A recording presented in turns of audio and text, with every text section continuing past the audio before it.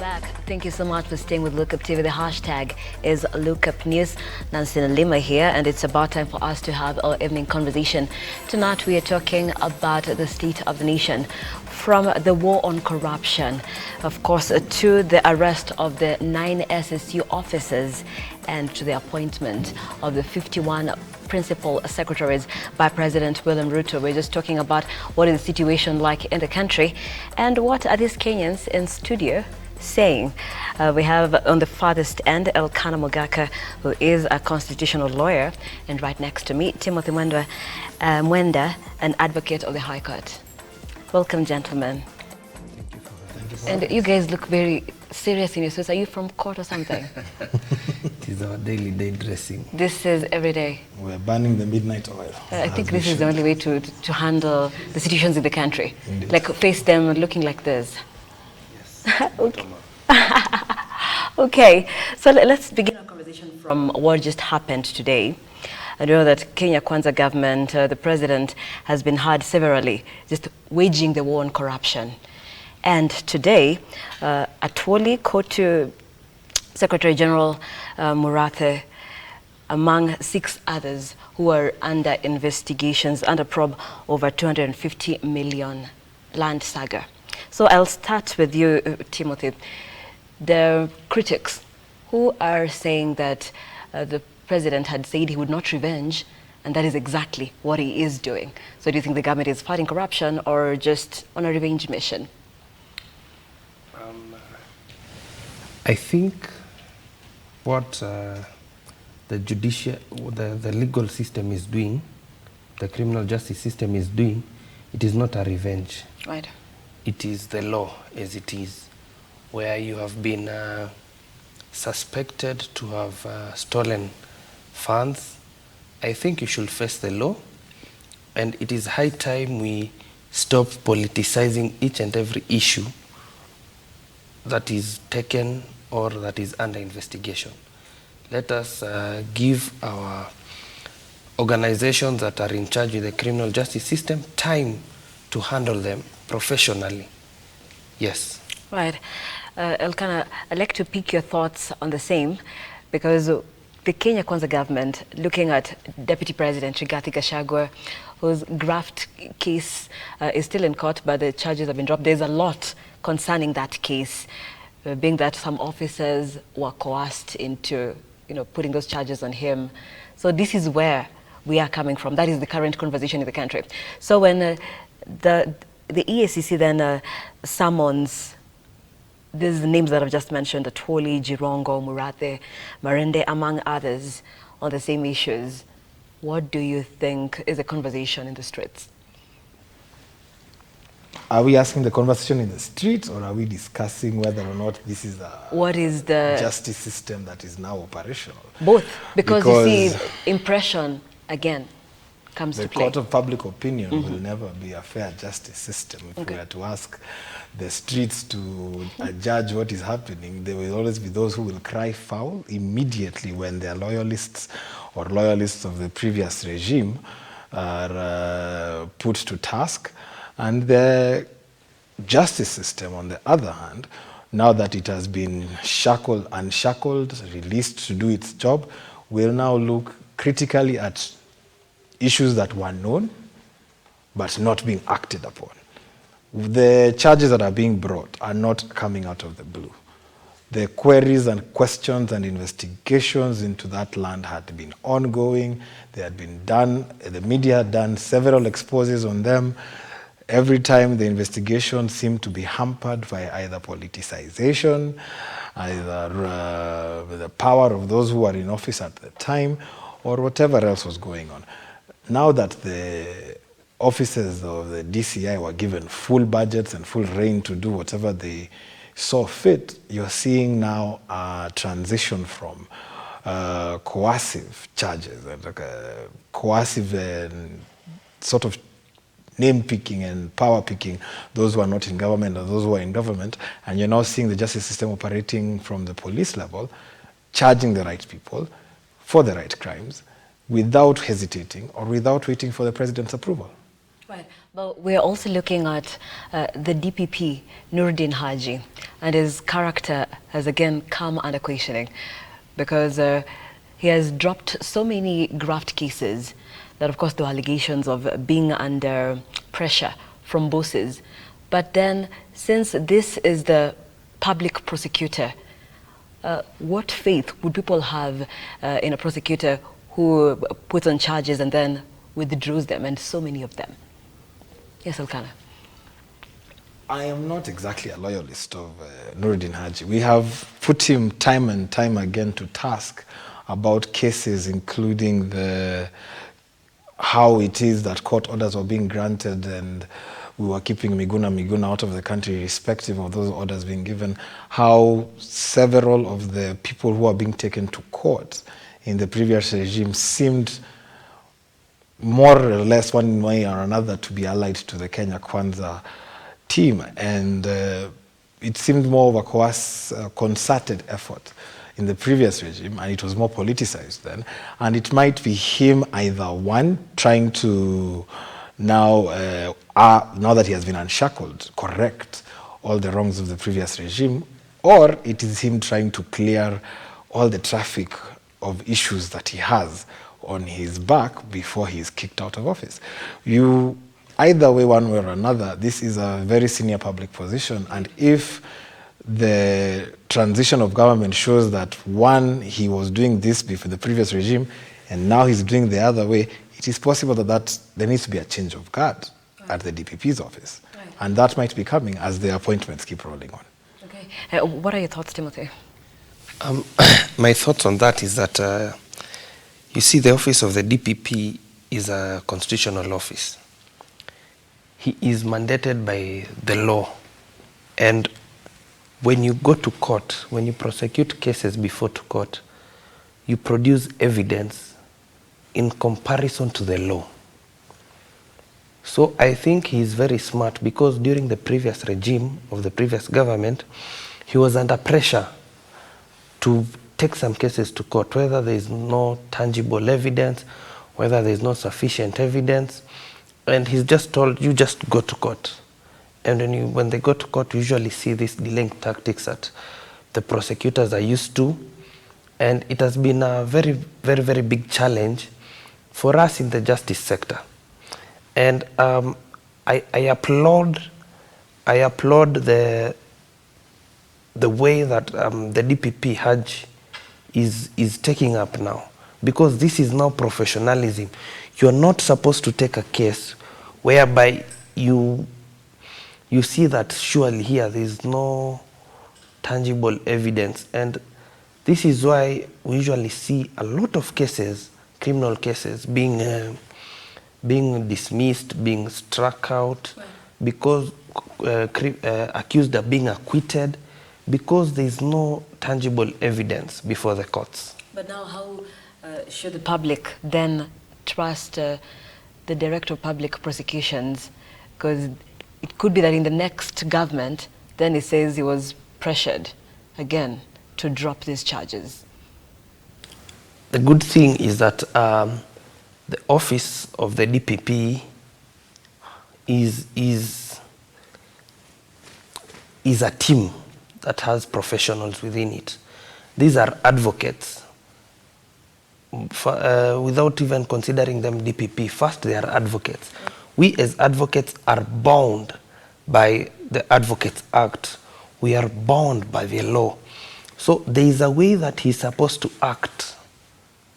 So if he does not act like that, then there's going to be a disciplinary action being taken against him.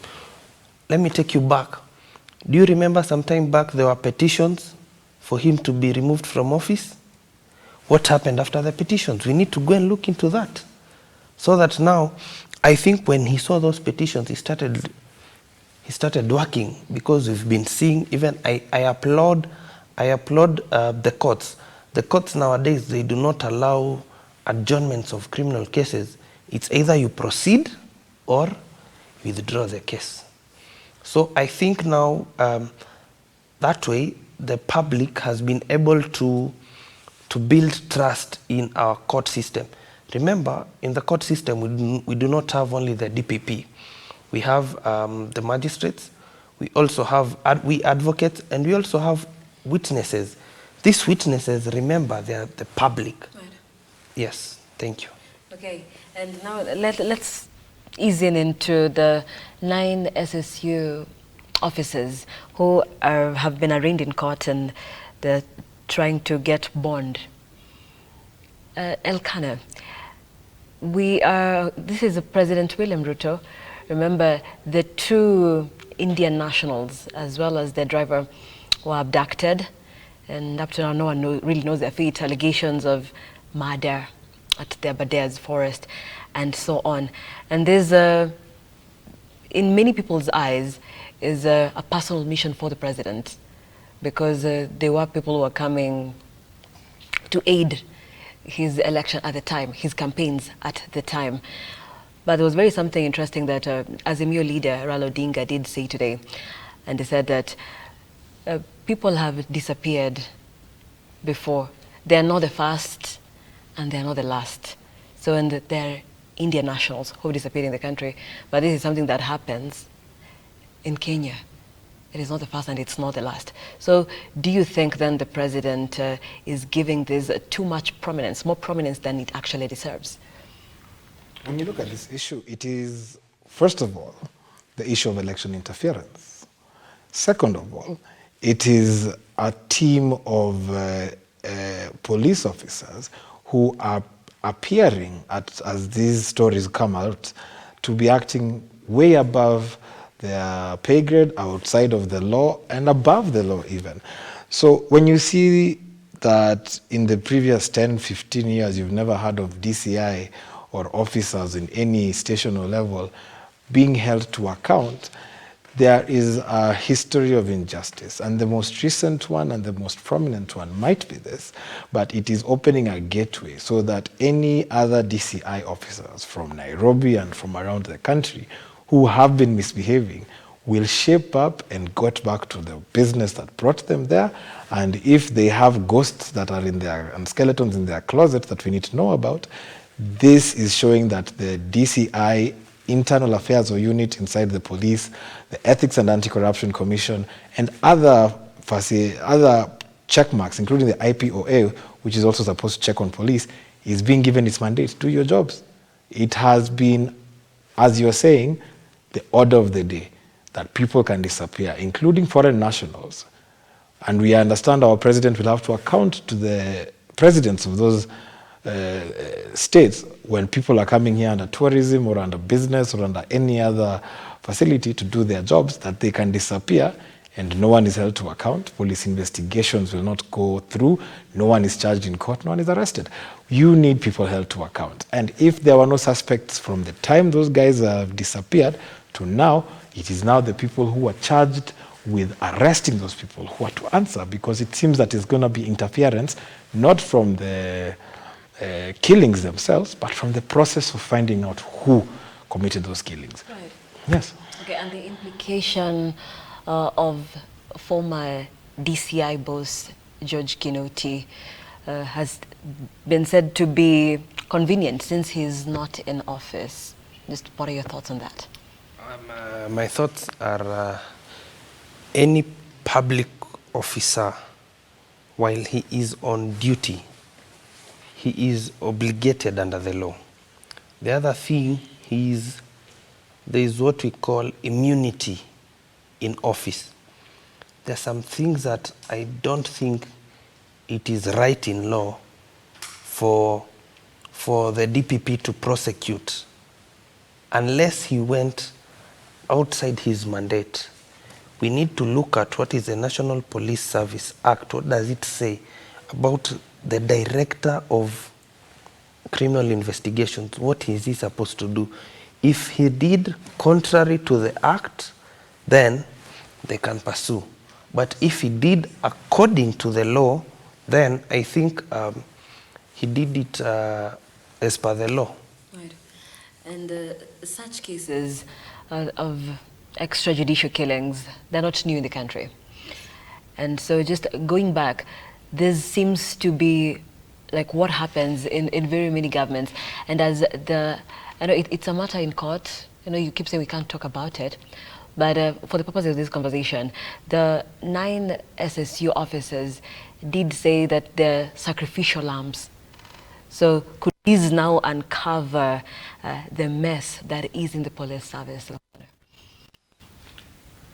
Basically, here is what those individuals will do. They will use every avenue within their powers to defend themselves. And until a conviction is given, they are still going to be considered innocent until proven so guilty by a court of law. They are allowed to, since they have been put so publicly in the media, to defend themselves as they see fit. If they wish to politicize the issue, that is well upon them. Ours as advocates, the courts as the arbiters of justice, and everyone in the public sphere who is keenly watching this case, our main interest and our core interest should not be the politicization of the issues on TV, but what happened to these 2 individuals and what is system that was there before that allowed people to be disappeared. And yeah, because there are not just those 2 individuals' families across the pond from us in India. There are also very many locals and mothers and fathers and children who are wondering where their relatives have disappeared to over the last 5 to 10 years. They need answers. And if they see that this system is working, it will embolden them to now come forward, name drop whichever other officers, whether in low positions or in high positions, because the buck stops with the law enforcement agency to protect the citizenry and foreign visitors and any other person who is part of this country. And if that is not happening, the buck stops with the law enforcement agency to be held to account for these people not being protected. Right. Yes. And when you talk about politicizing cases, that has been the order of the day in Kenyan politics, and possibly even affected the procedures in court as well. But now, where do you draw the line? Because these are supposed to be independent bodies. But so if people are guilty, then they could easily say you're politicizing the case. So where do we draw the line, and how can the 2 be separated? The main question there is, who draws the line? Is it we advocates, is it the public, or is it the court? And the other side, is it the politicians to draw the line? For we advocates, we draw the line professionally. Once a matter is in court, we cannot discuss that. And we cannot discuss, for example, if I was the one maybe handling the brief of the SSU officers, I am obligated in law not to discuss that with media without the consent of my clients. Right. Now, when you look at also the public is, it's a very big court. We usually like calling it the court of public opinion. Here, there are no rules that bound them. It's just that it should not be heard outside, because once you are found discussing it, it becomes a problem. But look at the politicians. The politicians, they're the ones who make these laws. They're the ones who debate these laws. Right. But once they come out here, they do not care. They say the law, they usually say the law is meant to be broken. So I do not think some of the people or most of the politicians never draw the line. Okay.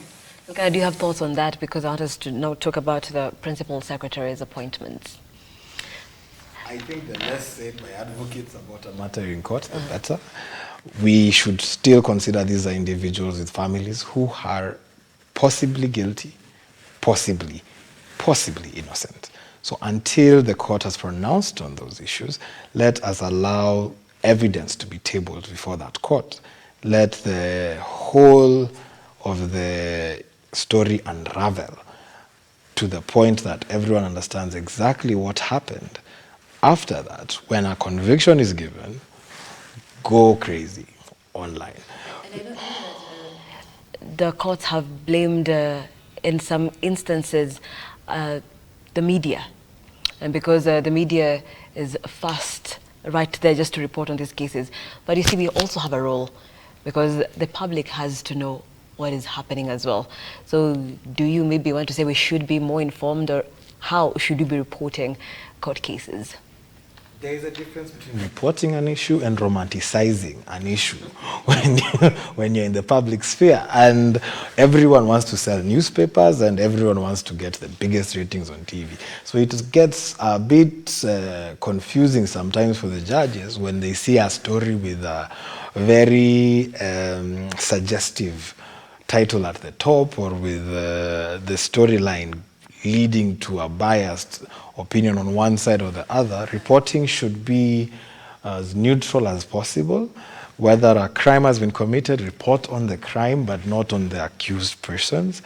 Report what issues Kenyans should know about this incident, and as much as we can, we try and avoid commentary and keep to facts. Okay. Yes. And let's move over to, let's switch gears and talk about the Principal Secretary's appointment. The President did forward 51 names to the National Assembly, so pending their approval. And a lot of conversation has been generated from it. Let's just start with the elephant of them all, which is tribalism. A lot of Kenyans across social media have been complaining about 13 Kalenjins, 13 Kikuyus, then I don't know, 6 Luyas. So a lot of communities do not feel included in these appointments that have been made by President William Ruto yesterday. The office of the Principal Secretary is established in the Constitution, and such an office should be regarded with high respect. Right. We saw the PSC advertised for such vacancies, and we saw the first list came with about 400, and then it increased to 500, and then now the shortlisting came down, and then 51 have been successfully appointed by the President. My question is, and I like to even to ask my colleague here, even you, did you see any interviews being conducted by PSC? That's one question we need to look at. And more so, we look at these, most of the people who have been appointed are political cronies. It's to reward them because of the campaign period that has been there, so that now wasiachwe nje ya serikali. And I totally differ with regional and ethnic balance in these nominees. The good thing is the President has considered youths in the positions. Well, you know, Kenya is a country that has 44 tribes. So that consideration definitely comes into play. Yes. Mm-hmm. Yes, it comes into play. However, you know, Waswahili husema mgala muwe lakini haki umpe. We really thank him. We really criticize of the ethnicity and stuff. But when it comes to age group, he has factored vijana in the positions. However, I think during the next appointment, he should balance regional and ethnic balance, and ethnic, and also in all these positions, whether it is ambassador, whether it is the parastatals, whichever position, the law and the Constitution clearly puts it out that any appointment should be 2/3 gender, it should be regional balance, it should be ethnic balance. However, we hope that during the next one, he will consider that. Okay, what are your thoughts on the ethnic balance? Let's just start there. We live in a country where Abdul is not running for governor in Kisumu, and Wanjiku is not running for senator in Garissa. the government and the president will be put to task in 5 years on how much delivery of services that he promised in his manifesto is going to be done. When we limit the conversation to ethnicity, we fail to look at every other factors. The bigger picture of principal secretaries are technocrats. The technical aspects of President Ruto's vision has to align with the people he puts in those offices. He would choose names that are big and spectacular and from across the regional board. However, if those people are not looking at the vision that he looks at, and he did gain this vision while on the campaign trail with the people he was working with, those are the people who are now, whether you call it loyalty or not, being given those offices, but not just from a loyalty level.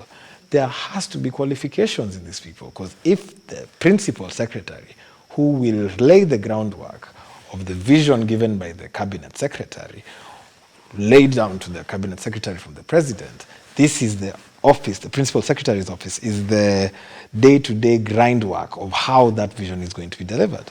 So the first thing you look at, meritocracy. Are there merit-based appointments in that office? Second thing you look at is the gender balance there or as close to there as it has ever been from previous governments. The third thing you look at is every region of the country represented in those 51, to which there is an emphatic yes. The majority might not. A regional representation. Representation across the board. All over the country, there is that in those appointments. Every part of the country was touched. Has the age gap been bridged? Yes.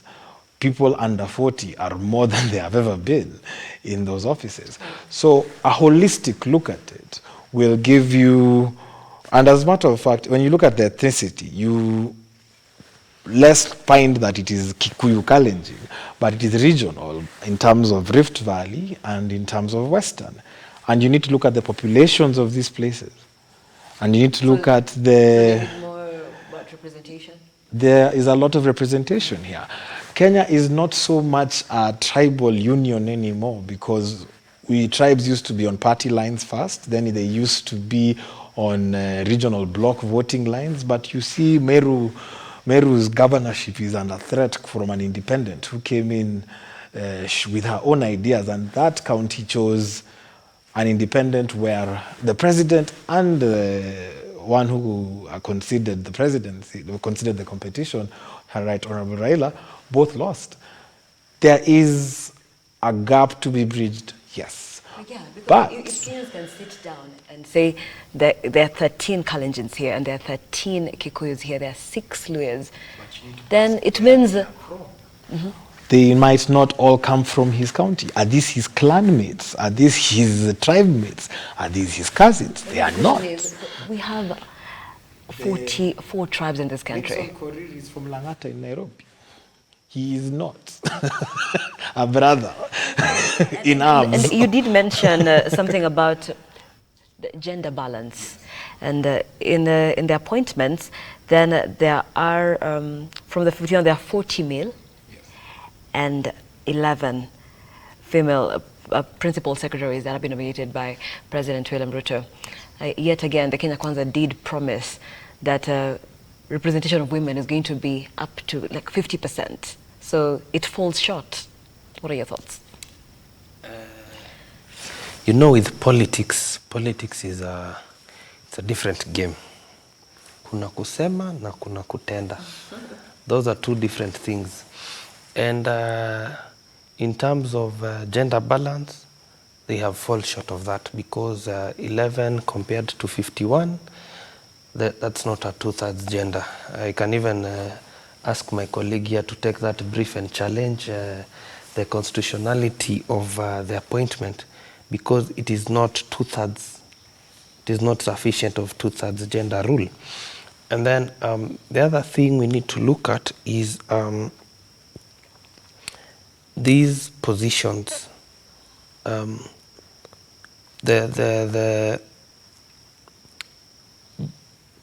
people who have been appointed, right, are they people of who are going to make impact, or are they going to come and make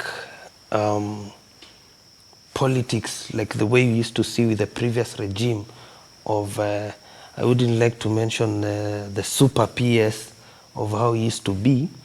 Yes, that's something we need to go and look at. Okay, and I do understand we have to end the conversation, but before that, maybe just like to pick your final thoughts on that list that President William Ruto gave to Parliament, looking at how the cabinet secretaries who are already now doing the job in office, looking at how the vetting went in Parliament. Are we likely to see all the 51 get into office? Yes, Elkanah. Very briefly, because we have to close. I think they will all go through, because the first test and the major test for the Kenya Kwanza Parliament was whether they would vote as a unit. They showed that emphatically, that if there is any challenge to their government appointments and their party leaders' government appointments, they will take a no-nonsense approach and they will pass it all the way.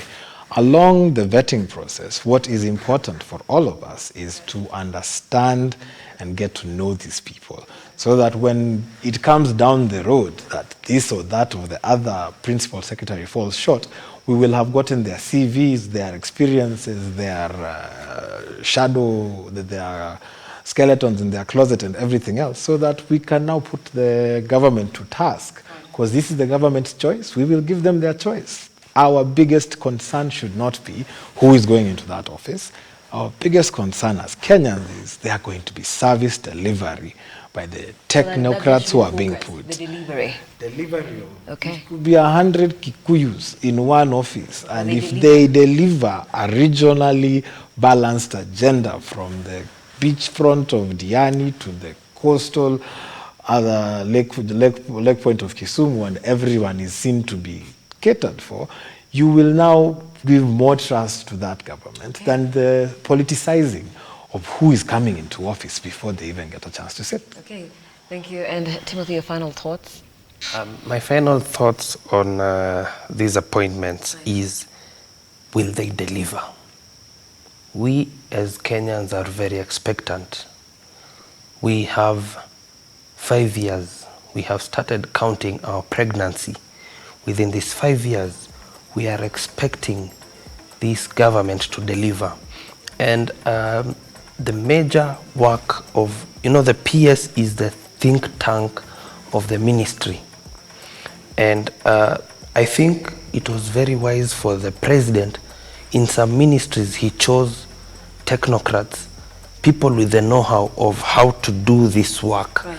I think we expect them to deliver. We expect them to stop politics. We expect them to work and work and work. And more so, we expect service delivery. Okay.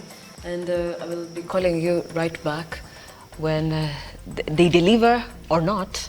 We'll come back here to have this conversation. And I will tell you if council gives legal fees for the gender balance case. Oh. As an advocate, Mogaka is loyal to fees. Yeah, thank you, gentlemen. Elkanah Mogaka, constitutional lawyer, and Timothy Mwendo, an advocate of the High Court. Thank you for being part of this conversation. We have been looking at the state of the nation from the extrajudicial killings that have taken center stage in the last few weeks. Of course, the 9 SSU officers who are currently in court. And we have also been talking about the appointment of the principal secretaries. President William Ruto did submit 51 names to the National Assembly, pending their approval. And of course, these are stories that will continue to follow for you right here on Lookup TV. And we thank you so much for being part of this conversation. Let's keep the conversation going across our platforms at Lookup TV on Twitter, Lookup TV on Facebook, and Lookup TV on our YouTube channel. I am Nelima. I appreciate you for watching. Have yourself a pleasant evening. Good night.